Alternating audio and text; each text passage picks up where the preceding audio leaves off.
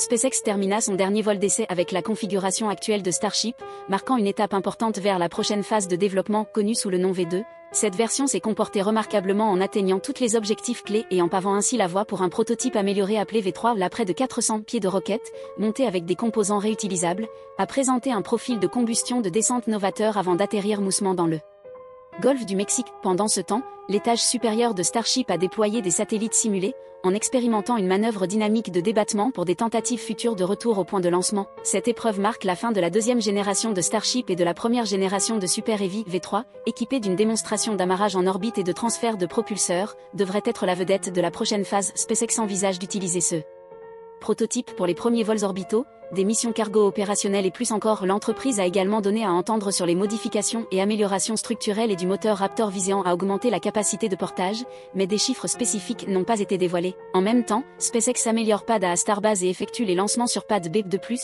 ils construisent des pistes de lancement double pour le Starship sur la Floride Cap Canaveral et Kennedy Space Center. Avec cette roquette puissante servant de pierre angulaire à la campagne Artemis de NASA et aux ambitions de déploiement de satellites Starlink de SpaceX, la course vers l'exploration lunaire accélère. L'administrateur intérimaire de l'agence spatiale NASA, Sean Duffy, a salué la mission en affirmant que c'était une autre étape majeure vers l'atterrissage d'Américains sur le pôle sud de la Lune. SpaceX a reçu plus de 4 milliards de dollars pour développer une version humaine de Starship pour la mission habitée Artemis 3 prévue en 2027.